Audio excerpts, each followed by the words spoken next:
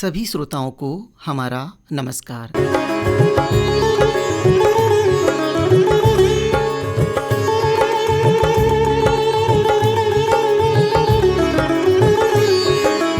टीकाकरण कार्यक्रम को सक्रिय और तेज करने के उद्देश्य से 2014 में मिशन इंद्रधनुष शुरू किया गया।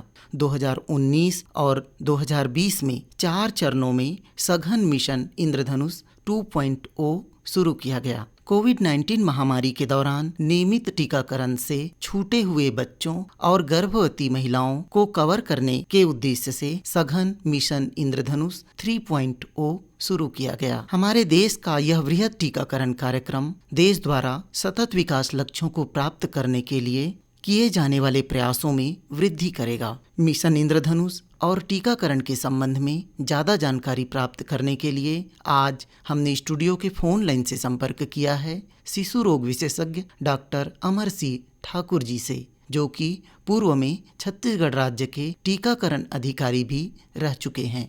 डॉक्टर ठाकुर जी नमस्कार, आपका इस कार्यक्रम में स्वागत है। नमस्कार साहू जी, और मैं सभी श्रोताओं का भी अभिनंदन करता हूँ। डॉक्टर ठाकुर जी, गर्भवती माता को कौन कौन से टीके किस किस महीने में लगाते हैं और किन बीमारियों से बचाने के उद्देश्य से लगाए जाते हैं? ये आपका सवाल बहुत ही महत्वपूर्ण है। गर्भवती महिलाओं के दृष्टिकोण से गर्भवती महिलाओं को जब भी ये पता चल जाता है कि महिला गर्भवती हो गई है, तो हम उसको फर्स्ट डोज जो है पहले टिटनेस टॉक्साइड का लगाते थे, जो कि माँ को टिटनेस से बचाता था। हाँ। और इसके साथ साथ जो होने वाला बच्चा है उसको भी नियोनेटल टिटनेस से बचाव करता था। अभी भारत सरकार ने टिटनेस टॉक्साइड के स्थान पर एक दूसरा वैक्सीन लेकर आया, जिसको कि हम टीडी बोलते हैं, जिसमें कि टिटनेस टॉक्साइड भी है और साथ में डिप्थीरिया का भी स्मॉल पॉट है। तो इससे न केवल जो न्यूबॉर्न है उससे नियोनेटल टिटेनस से बचाव होती है, बल्कि उसको डिप्थीरिया की बीमारी में भी बचाव के लिए बहुत महत्वपूर्ण उसका योगदान होता है। तो इसमें टीडी के संबंध में भी वही नियम लागू होता है जो टिटनेस टॉक्साइड लगाने में होता था, कि यदि पहली बार कोई महिला गर्भवती हुई है तो हम 2 डोज लगाते हैं, 1 महीने के अंतराल पे लगाते हैं। जैसे ही पता चल जाता है कि महिला गर्भवती है, उसके बाद तत्काल जो है वो एएनएम दीदी से मिलकर, मितानिन बहनों से मिलकर टीका लगवा सकते हैं। यदि वो दूसरी बार गर्भवती हुई है तो उनको दूसरा डोज लगाने की आवश्यकता नहीं होती, उनको केवल एक ही डोज, जिसको कि हम बूस्टर बोलते हैं, टीटी का बूस्टर डोज ही लगेगा, जिससे कि उनको पूर्ण रूप से बचाव हो जाता है। डॉक्टर साहब, बच्चों को कौन कौन से टीके कितने कितने महीने में लगाए जाते हैं और किन किन बीमारियों से बचाने के उद्देश्य से लगाए जाते हैं? आपने बहुत अच्छा सवाल पूछा है। जैसे ही बच्चा पैदा होता है तो इमीडिएट एट बर्थ हम बोलते हैं, बर्थ डोज देते हैं, जिसमें कि हम 0 डोज पोलियो बोलते हैं। मतलब 0 डोज का मतलब ये है कि पोलियो की जो हम दवाई पिला रहे हैं 2 बूंद, उसकी हम गिनती नहीं करते हैं, तो वो एक हम पिलाते हैं। उसके साथ हम उसको हेपेटाइटिस बी का इंजेक्शन फर्स्ट 24 आवर्स में ही लगवा देते हैं, जिससे कि उसको हेपेटाइटिस बी ना हो। मतलब वो एक तरह की पीलिया की बीमारी है जो खतरनाक किस्म की होती है, तो वो लग जाना चाहिए। प्रेफरेबली तो 3 घंटे में ही लग जाना चाहिए पैदा होने के, और यदि नहीं लग पाया किसी कारणवश तो वो 24 घंटे के अंदर उसको लगवाने से ही उसका प्रोटेक्शन मिलता है, अन्यथा उसका प्रोटेक्शन नहीं मिलता। और तीसरा जो बर्थ डोज वैक्सीन है वो बीसीजी का है, जो कि टीबी की बीमारी से बचाव करता है, और इसको 1 महीने के अंदर तक हम लगा सकते। फिर जब 6 सप्ताह का हो जाता है, यानी बच्चा जब 1.5 महीने का हो जाता है,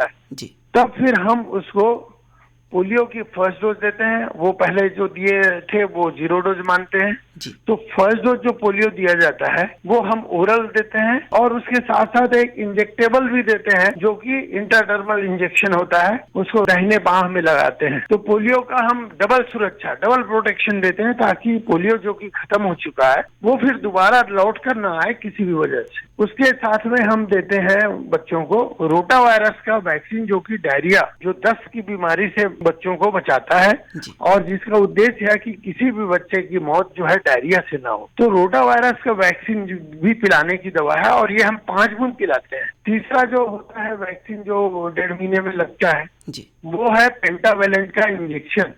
तो जो ये पेंटावेलेंट का इंजेक्शन है, ये इंजेक्शन हम लगाते हैं। ये 5 बीमारियों से बचाव करता है, डिप्थीरिया, पर्टूसिस, टिटेनस, और इसके साथ साथ हेपेटाइटिस बी, और उसके साथ जो है एच इन्फ्लुएंजा बी का, जो मस्तिष्क ज्वर का कारण बनता है। तो इस तरह से ये 5 बीमारी, पोलियो एक 6 बीमारी, रोटा वायरस 7 बीमारी बचाव के लिए ये टीका जो है 1.5 महीने की उम्र में लगाते हैं। फिर 1 महीने के अंतराल में मतलब 2.5 महीने की उम्र में पुनः जो है ये सारे इंजेक्शन लगाए जाते हैं। केवल उस समय जो है हम इंजेक्टेबल पोलियो नहीं देते हैं और फिर 3.5 महीने में हम पुनः इंजेक्टेबल पोलियो के साथ साथ बाकी सारे वैक्सीन देते हैं। फिर 9 महीने की उम्र में हम मीजल्स और रूबेला इसका MR वैक्सीन के नाम से इसको लगाया जाता है, जो कि मीजल्स जो खतरनाक बीमारी है और रूबेला की बीमारी है उससे बच्चों को बचाव करता है, 2 बीमारियों का।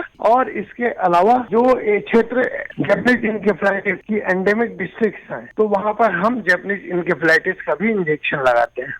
तो इस तरह से लगभग 11 बीमारियों से बचाव के लिए हम जो है सारे टीके हम बच्चों को लगाते हैं, जो कि साल भर के अंदर में लगता है। इसके पश्चात अभी जो लेटेस्ट नया वैक्सीन आया है वो न्यूमोकॉकल वैक्सीन है। न्यूमोकॉकल वैक्सीन यदि आप देखेंगे कि रोटा वायरस वैक्सीन और न्यूमोकॉकल वैक्सीन, ये बड़े महंगे वैक्सीन प्राइवेट में लगवा पाते थे, बहुत सक्षम लोग ही लगवा पाते थे। और यदि आप टीकाकरण कार्यक्रम में प्राइवेट में जाओ तो पूरे टीकाकरण में 20 से 25 हजार रुपए खर्च हो जाते हैं। लेकिन यदि आप शासकीय संस्थाओं में जाओ, गांव-गांव में हम यही टीके मुफ्त में लगा रहे हैं। तो ये टीका जो है न्यूमोकॉकल वैक्सीन, ये भी हम जो है 3 डोज में लगाते हैं। एक जो है 1.5 महीने में लगाते हैं, दूसरा जो है हम 3.5 महीने में लगाते हैं और तीसरा जो है वो हम 9 महीने की उम्र में बूस्टर के रूप में लगाते हैं। तो इस तरह से 11 बीमारियों से बचाव के लिए ये पहले साल ही सारे टीके बच्चों को लग जाते हैं। फिर उसके बाद बूस्टर डोज लगना होता है, जो कि 1.5 साल में लगता है। इसमें 1.5 साल में MR का बूस्टर लगता है, मीजल्स और रूबेला का।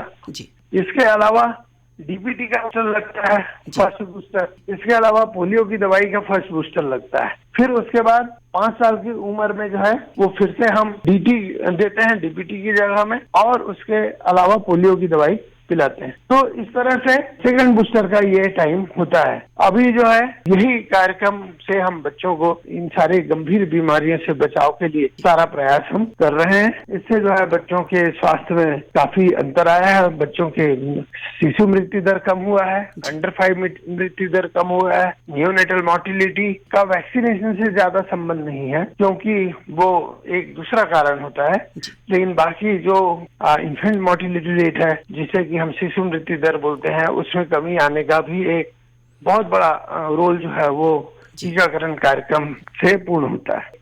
डॉक्टर साहब, ये बूस्टर डोज क्या होता है? बूस्टर डोज मतलब जो एक प्राइमरी जो टीकाकरण, जैसे हमने 3 मान लो कि हमने पेंटावेलेंट लगाया जिसमें DPT का भी है, डिप्थीरिया, परटूसिस, टेटनस का भी है, लेकिन हमको 1.5 साल में उसका एक और डोज लगाते हैं तो उसका इफेक्ट जो है बूस्ट हो जाता है। तो वो उसका प्रतिरोधक क्षमता जो है बढ़ जाता है 2-3 साल के लिए और अच्छे से हो जाता है। अच्छा। फिर उसके बाद हम 5 साल की एज में जब उसका एंटीबॉडी लेवल कम होने लगता है तो फिर से एक बार लगा देते हैं। तो इस तरह से वो फिर बूस्ट करता है, ताकि बच्चा 7 साल, 8 साल, 9 साल की उम्र में वो बीमारी न हो। उसके पश्चात उस बीमारी से नेचुरल इम्यूनिटी आ जाती है बड़े बच्चों को, तो वो फिर वो बीमारी जो है उनको प्रभावित नहीं करते। डॉक्टर ठाकुर जी, टीकाकरण कार्यक्रम की सफलता में फ्रंटलाइन वर्कर्स, चिकित्सकों और स्वयंसेवी के रूप में लगे लोगों की महत्वपूर्ण भूमिका है।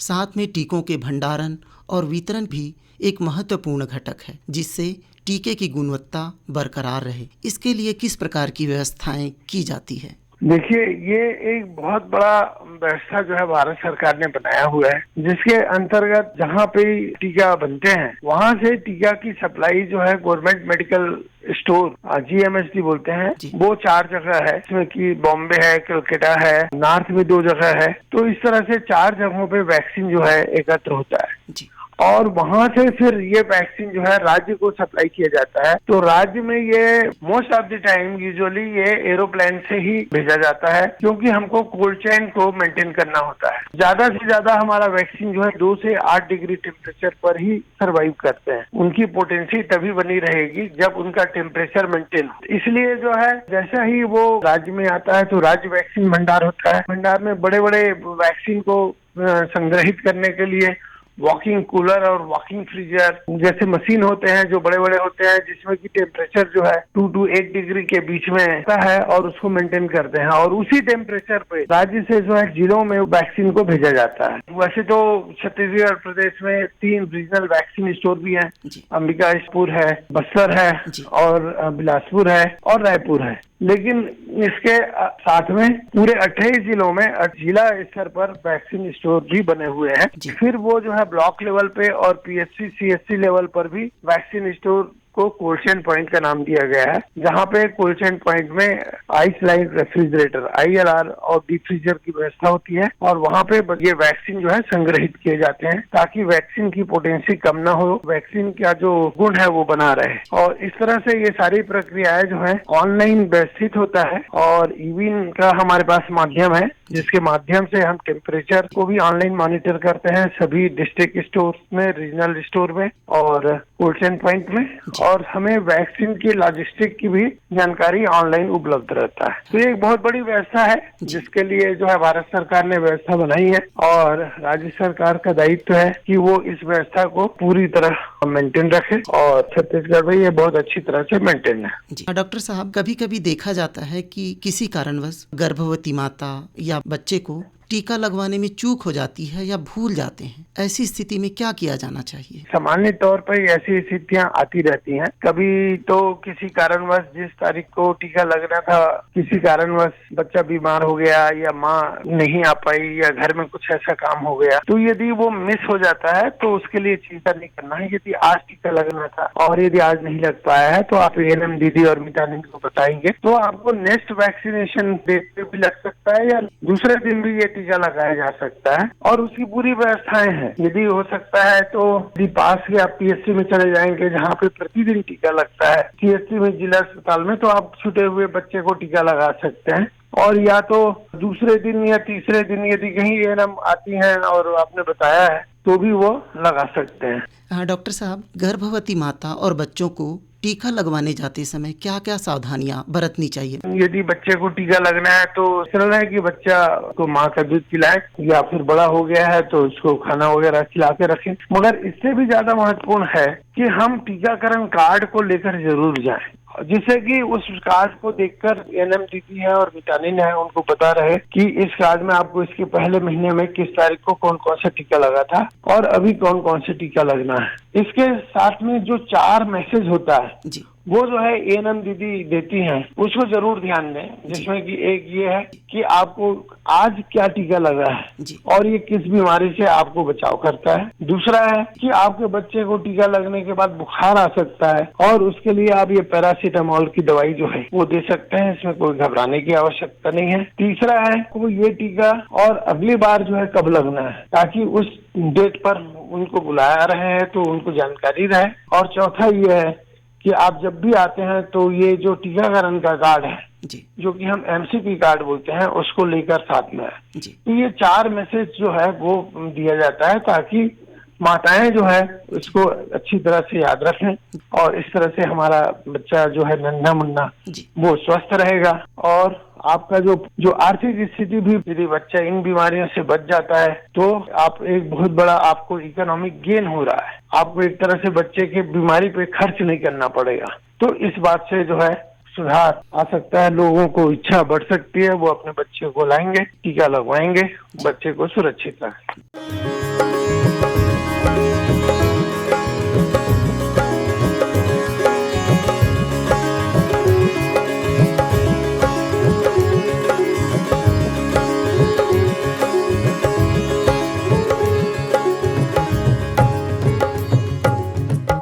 डॉक्टर ठाकुर जी, टीकाकरण से संबंधित बहुत से आयामों पर हमारे श्रोताओं को आपने इतनी महत्वपूर्ण जानकारियां दी, इसके लिए आपका बहुत बहुत धन्यवाद।